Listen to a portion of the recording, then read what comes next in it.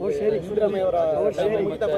ಯಾರು ಯಾವ power politics ನಡೀತಾ ಇಲ್ಲ, ಯಾವ ಶೇರಿಂಗು ಇಲ್ಲ, ಕೇರಿಂಗು ಇಲ್ಲ.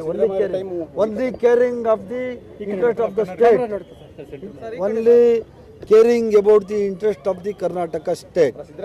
ನಮ್ಮ ರಾಜ್ಯ ಉದ್ಧಾರ ಆಗಬೇಕು. ನಮ್ಮ ರಾಜ್ಯದ ಸಾರ್ವಜನಿಕರಿಗೆ, ಬಡವರಿಗೆ, ಮಧ್ಯಮ ವರ್ಗದವ್ರಿಗೆ, ಮಧ್ಯಮ ವರ್ಗದವರಿಗೆ, ರೈತರಿಗೆ, ಹೆಣ್ಮಕ್ಕಳಿಗೆ, ಕಾರ್ಮಿಕರಿಗೆ, ಮಕ್ಕಳಿಗೆ, ಇವರಿಗೆಲ್ಲ ಏನು ಹೈಯೆಸ್ಟು ನಾವು ಕೈ ಮೀರಿ ಏನು ನಾವು ಕೆಲಸಗಳು ಮಾಡ್ಬೋದು ಅದರಷ್ಟೇ ನಮ್ಮ ಗಮನ ಯಾವುದು ಪಾಲಿಟಿಕ್ಸ್ ಇಲ್ಲ. ಮುಖ್ಯಮಂತ್ರಿಗಳು, ಉಪಮುಖ್ಯಮಂತ್ರಿಗಳು ಇಬ್ಬರೂ ಒಟ್ಟಿಗೆ ಸೇರಿ ಈ ರಾಜ್ಯವನ್ನು ಪ್ರಗತಿಯತ್ತ ತಗೊಂಡು ಹೋಗಲಿಕ್ಕೆ ಸತತವಾಗಿ ಪ್ರಯತ್ನ ಪಡ್ತಾ ಇದ್ದಾರೆ. ನಾವು ಇಡೀ ಮಂತ್ರಿಮಂಡಲ, ಇಡೀ ನಮ್ಮ ಶಾಸಕರಾದಿಯಾಗಿ ಎಲ್ಲರೂ ನಾವು ರಾಜ್ಯವನ್ನು ಪ್ರಗತಿಯತ್ತ ತಗೊಂಡು ಹೋಗ್ಲಿಕ್ಕೆ ಅಷ್ಟೇ, ಅದಕ್ಕೆ ಹೋಗ್ಲಿಕ್ಕೇನೆ ನಮ್ಮದು ಪ್ರಿಯಾರಿಟಿ ಅಷ್ಟೇ. ನೋಡಿ ಈಗಾಗಲೇ 10 ಸರ್ತಿ ಹೇಳಿದ್ದೀವಿ, ಡಿನ್ನರ್ ಪಾಲಿಟಿಕ್ಸ್ ಯಾವುದೂ ಇಲ್ಲ. ಊಟಕ್ಕೆ ಹೋಗೋದೇ ಡಿನ್ನರ್ ಪಾಲಿಟಿಕ್ಸ್ ಅಂದರೆ ಏನರ್ಥ? ಈಗ ಮಧ್ಯಾಹ್ನ ಮಂಜು ಊಟ ಅರೇಂಜ್ ಮಾಡೋಣಪ್ಪ, ಈಗೆಲ್ಲ ಒಂದು 6-7 ಜನ ಎಲ್ಲ ಸೇರ್ಕೊತಾ ಇದ್ದೀವಿ, ಅದು ಡಿನ್ನರ್ ಪಾಲಿಟಿಕ್ಸ್ ಅಂತ ಹೇಳ್ಬೋದಾ?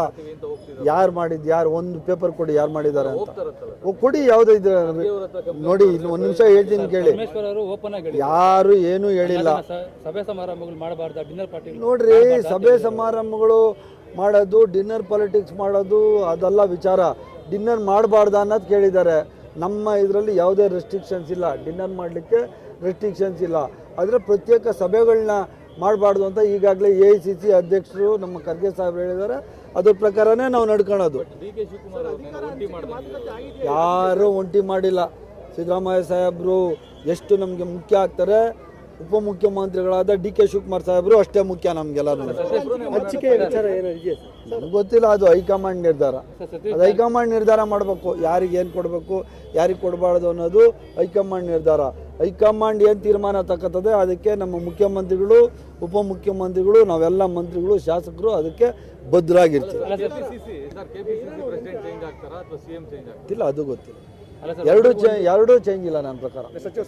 ನನ್ನ ವೈಯಕ್ತಿಕ ಅಭಿಪ್ರಾಯ ಎರಡೂ ಚೇಂಜ್ ಇಲ್ಲ. ಏನಾದರೂ ಚೇಂಜ್ ಮಾಡಬೇಕು ಅಂದರೆ ಹೈಕಮಾಂಡ್ ನಿರ್ಧಾರ. ಏನಕ್ಕೆ ಗೊತ್ತಿಲ್ಲಪ್ಪ. ಅಯ್ಯೋ, 4 ಜನ ಯಾಕೆ 6 ಜನ ಆಗಲಿ, ಅದ್ರಲ್ಲಿ ತಪ್ಪೇನಿಲ್ಲ. ನೋಡ್ರಿ, ನಮ್ಮದು ಆಂತರಿಕ ಪ್ರಜಾಪ್ರಭುತ್ವ ಇರುವಂಥ ಪಕ್ಷ ಕಾಂಗ್ರೆಸ್ ಪಕ್ಷ. 4 ಜನ ಜೊತೆಯಲ್ಲಿ ಇನ್ನೂ 2 MLCಗಳಿದ್ದಾರೆ. 6 ಜನ ನಮ್ಮ ಪಕ್ಷದವರು ಕೋಲಾರದಲ್ಲಿದ್ದಾರೆ. ಯಾರಾದ್ರೂ ನಮಗೆ ಅತಿ ಸಂತೋಷವಾದ ವಿಚಾರ. ಯಾರು ಬೇಕೋ ಕೇಳ್ಬೋದು, ಏನು ತೊಂದರೆ ಇಲ್ಲ. ಕೊಡೋದು ಬಿಡೋದು ಹೈಕಮಾಂಡ್ ಸೇರಿ. ಅದು ಸತೀಶ್ ಜಾರಕಿಹೊಳಿ ಅವ್ರಿಗೆ ಕೇಳಬೇಕು, ನನಗೆ ಅಭಿಪ್ರಾಯ.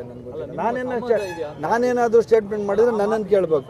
ಗೊತ್ತಿಲ್ಲ ನನಗೆ, ನೀವು ಅವ್ರನ್ನೇ ಕೇಳಬೇಕು. ನಾನು ಹೆಂಗೆ ಅವ್ರ ಮಾತು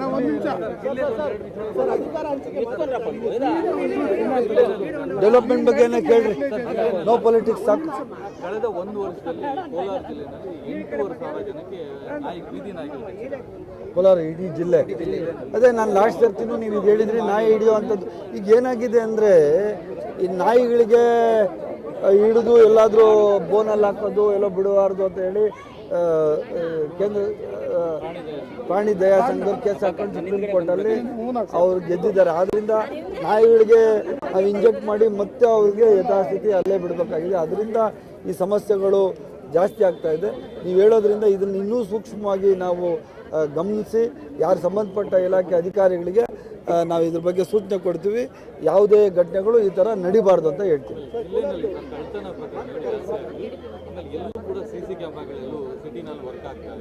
CC ಕ್ಯಾಮ್ರಾಗಳು ಮಂಜು, CC ಕ್ಯಾಮ್ರಾಗಳ ಬಗ್ಗೆ ಏನಾಯ್ತು ಹೇಳಿದ್ದೀನಿ ನಾನು. CC ಕ್ಯಾಮ್ರಾಗಳು ನಮ್ಮ MLAಗಳು MLCಗಳು ಫಂಡಲ್ಲಿ ಹಾಕಬೇಕು ಅಂತ ಹೇಳಿದ್ರೆ ಪ್ರಾಜೆಕ್ಟ್ ರಿಪೋರ್ಟ್ ಮಾಡ್ತಾ ಇದ್ದಾರೆ. ಮಾಡಿದ ತಕ್ಷಣ ಮಾಡ್ತೀವಿ, ಎಲ್ಲ ಕಡೆ ಮಾಡ್ತೀವಿ. ಇಡೀ ಕೋಲಾರ ಜಿಲ್ಲೆಯಲ್ಲಿ MLA MLC ಫಂಡಿಂದ ಮತ್ತು ನಗರಗಳಿಗೆ, ಪುರಸಭೆಗಳಿಗೆ, ನಗರಸಭೆಗಳಿಗೆ ಏನು ಹಣ ಕೊಡ್ತೀವಿ, ಆ ಹಣದಲ್ಲೂ ಸಹ ಒಂದಿಷ್ಟು ಇದನ್ನು ರೇಷಿಯೋ ಎತ್ತಿಟ್ಟು ಅದಕ್ಕೆ ವಿಡಿಯೋ ಕ್ಯಾಮ್ರಾಗಳು ಇಡೀ ಜಿಲ್ಲೆಯಲ್ಲಿ ಹಾಕುವಂಥ ಕೆಲಸ ಮಾಡ್ತೀವಿ. ಈಗ 1 ವರ್ಷದ 7 ತಿಂಗಳಾಯಿತು. 1 ವರ್ಷ 7 ತಿಂಗಳಾಯಿತು ನಾನು ಮಂತ್ರಿಯಾಗಿ. 1 ವರ್ಷದ 7 ತಿಂಗಳಲ್ಲಿ ನೀವು ಪ್ರತಿ ಸರ್ತಿ ಇದೇ ಕ್ವಶನ್ ಕೇಳಿದ್ದೀರಿ. ನನಗೇನು ನೀವೆಲ್ಲ ನನಗೆ ಒಂಥರ ಬ್ರದರ್ಸ್ ಇದ್ದಂಗೆ. ಪ್ರತಿ ಸರಿ ನಾನು ಬಂದಾಗೂ ಜಿಲ್ಲೆಗೆ ಬರ್ತಾ ಇಲ್ಲ ಅಂತೀರಿ. ಈಗ ನಾನು ಬಂದಿರೋಷ್ಟು ನೀವು ಲೆಕ್ಕ ಇಟ್ಕೊಳ್ಳಿ. ಕಳೆದ ಸರ್ಕಾರದಲ್ಲಿ ಎಷ್ಟು ಜನ ಬಂದಿದ್ದಾರೋ ಎಷ್ಟು ಸತಿ ಬಂದಿದ್ದಾರೋ ಮಂತ್ರಿಗಳು ಅದ್ರ ಲೆಕ್ಕ ಹಾಕೊಳ್ಳಿ 1:3 ಮಾಡ್ತೀನಿ ಸರ್ ಒಂದೇ ನಿಮಿಷ ಕೇಳ್ಕೊಳ್ಳಿ 1:3 3 ಪಟ್ಟು ನಾನು ಬಂದಿರೋದು. ಮಕ್ಕಳು ಮುಳುಬಾಗ್ಲಲ್ಲಿ ಸತ್ತಾಗ ನಾನು ಹೊರಗಡೆ ಇದ್ದೆ, ನಾನೇನೇ ಡಿ ಸಿಗೆ ಹೇಳಿ ನಾನೇನೇ ಸರ್ಕಾರದಲ್ಲಿ ಇದು ಮಾಡಿ ಅವ್ರಿಗೆ ಫೋರ್ಸ್ ಮಾಡಿ ಮುಖ್ಯಮಂತ್ರಿಗಳು ಪಾಪ ಹೇಳಿದ ತಕ್ಷಣ ಒಪ್ಕೊಂಡು ನಮ್ಮ ಮಂಜುನಾಥ್ ಹೋಗಿದ್ರು, ಡಿ ಸಿ ಹೋಗಿದ್ರು, ಎಲ್ಲ ಹೋಗಿದ್ರು, ಸಿ ಇ ಹೋಗಿದ್ರು. ನಾನು ಹೈಯೆಸ್ಟ್ ಫಂಡ್ ಕೊಡಿಸಿದ್ದು ನಾನೇನೆ, ಹಣ ಕೊಟ್ಟವರಿಗೆ. ನಾನು ಇಲ್ಲ ಊರಲ್ಲಿಲ್ಲ, ತಾವು ದಯವಿಟ್ಟು ಆ ಜಾಗಕ್ಕೆ ಹೋಗ್ಬೇಕು.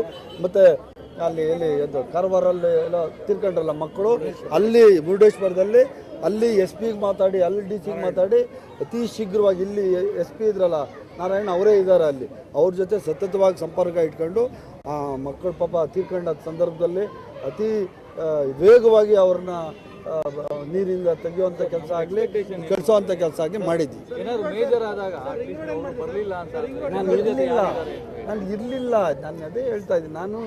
ನಾನು ಫೋನು ನಾನು ಸಂಪರ್ಕದಲ್ಲಿದ್ದೆ, ಫೋನ್ ಸಂಪರ್ಕದಲ್ಲಿದ್ದು ನಾನು ಏನು ನನ್ನ ಕರ್ತವ್ಯ ಏನಿದೆ ಆ ಕರ್ತವ್ಯವನ್ನು ನಾನು ಮಾಡಿದ್ದೀನಿ. ಈಗ ರಿಂಗ್ ರೋಡು ಹೇಳ್ತೀನಿ, ರಿಂಗ್ ರೋಡ್ಗೆ ಸೆಂಟ್ರಲ್ ಗೌರ್ಮೆಂಟ್ ಫಂಡ್ ಕೊಟ್ಟಿದ್ದು ಕ್ಯಾನ್ಸಲ್ ಮಾಡಿಬಿಟ್ರು ದುಡ್ಡು. ಅದರಿಂದ ಒಂದು ನಿಮಿಷ, ಅದಕ್ಕೆ ಈಗ ಕೊಡ್ತೀನಿ ಅಂತಲೇ ಹೇಳ್ತಾರೆ. ಈಗ ಬಜೆಟಲ್ಲಿ ಹಾಕ್ಸ್ತೀನಿ, ಕೊಟ್ಟಿದ್ದ ದುಡ್ಡು ಇಮಿಡಿಯೇಟ್ 100 ಕೋಟಿ ತೆಗೆದುಬಿಟ್ರೆ ಏನು ಮಾಡೋದು? ನಾನು ಸೆಂಟ್ರಲ್ ಗೌರ್ಮೆಂಟ್ ಕೊಟ್ಟಿದ್ದ ಪ್ರಾಜೆಕ್ಟ್ ತೆಗೆದುಬಿಟ್ರು, ಅದಕ್ಕೆ ಈ ಸರಿ ಬಜೆಟಲ್ಲಿ ಹಾಕ್ತೀವಿ. ಈಗ ಮೆಡಿಕಲ್ ಕಾಲೇಜು ಎಲ್ಲ ಬಜೆಟಲ್ಲಿ ಸೇರಿಸ್ಬೇಕು ಅಂತ ಮಾನ್ಯ ಮುಖ್ಯಮಂತ್ರಿಗಳ ಹತ್ರ ನಾವು ಇಡೀ ಕೋಲಾರದ ಎಲ್ಲ ಶಾಸಕರುಗಳು ಪಕ್ಷಾತೀತವಾಗಿ ಹೋಗಿ ನಾವು ನನ್ನ ಉಸ್ತುವಾರಿ ಮಂತ್ರಿ ಒಳಗೊಂಡಂತೆ ಎಲ್ಲರೂ ನಾವು ಮುಖ್ಯಮಂತ್ರಿಗಳ ಹತ್ರ ನಮ್ಮ ಬೇಡಿಕೆಯನ್ನು ನಾವು ಸಲ್ಲಿಸ್ತೇವೆ. ಲೇಟ್ ಆಯಿತು ಬ್ರದರ್.